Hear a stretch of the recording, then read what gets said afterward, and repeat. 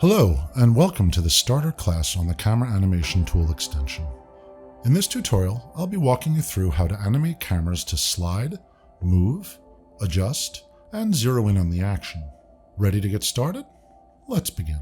First off, we are going to need to be sure the Camera Animation Tool is loaded up and ready for use. Note that though I will be using Machinima to demonstrate usage, the Camera Animation Tool is an extension that can be loaded on any relevant kit-based apps. To do this, simply navigate to Windows, then Extensions. Now let's select the search bar and type in Camera Anim, and we should see the extension shown in the list.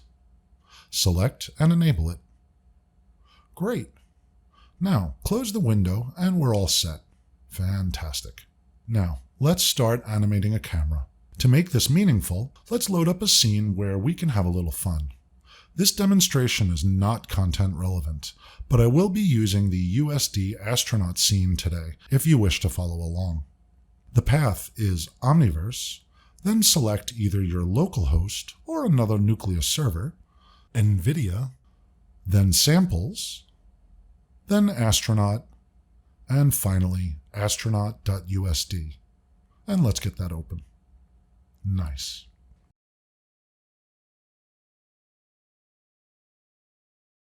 Okay, our scene is all loaded up and it's looking good. Now let's take note that this scene already has a few cameras. If we drop down the default prim, we can see there are two cameras here, long view and close-up. Let's delete these so we can start fresh.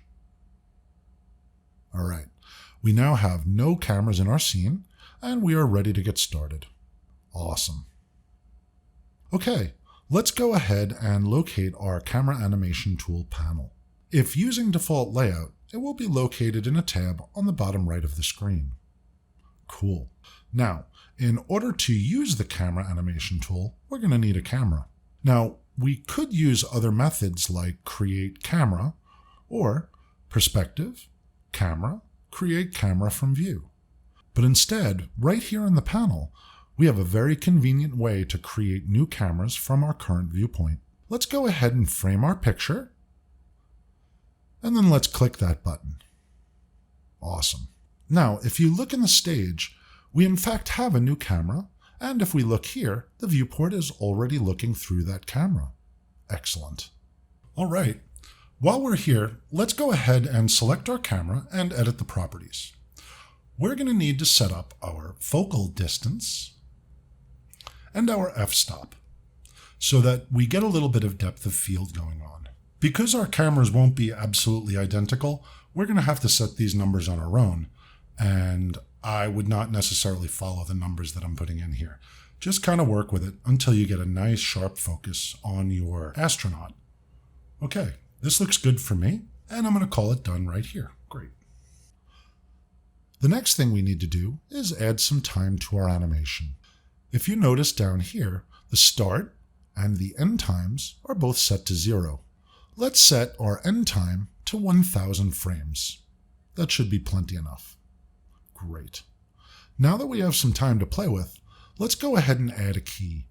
We do that by pressing this button here. Cool. We now have a camera track, a key, and a tween. Okay, let's slide our playhead somewhere in the sequence.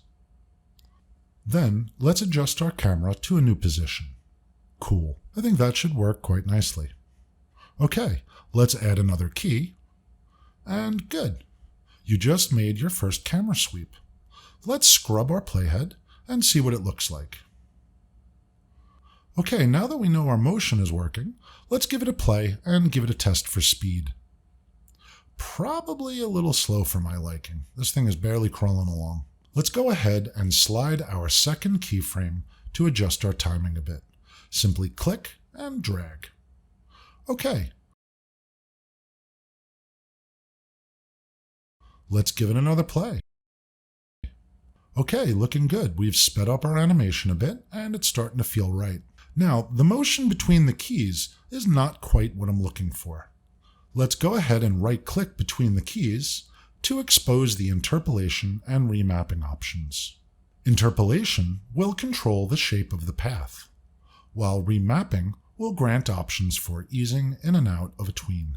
In this case, I will select to interpolate with the linear slurp, and I'll remap with ease in out so as to give me a nice, clean, smooth camera transition. And give it a play. Nice, it's definitely looking better, but I think I'd like my camera to be just a little closer when the camera motion stops. For this, I'll need to edit my end key. Let's go ahead and double-click the end keyframe, and notice that the playhead will snap to the key. Keep this in mind, as it's a lot quicker than trying to position the playhead manually over a keyframe for editing. Now, move the camera a bit closer to the astronaut, and let's now update this key with the Create Update Key button. Feel free to give it a quick scrub and another play if you like. Now, copying keys can be extremely useful. I'll give you a quick example here. So again, let's double-click the key, then select Copy Key. Now, if we move our playhead out a little bit, we can paste that key. Great. Now, let's go ahead and edit our focal length in the camera properties to 45, allowing us to zoom in. Then set the f-stop to 0.1. This should give us a nice soft shot. Great. Now, let's update our key, and like magic, we have a lovely blur out.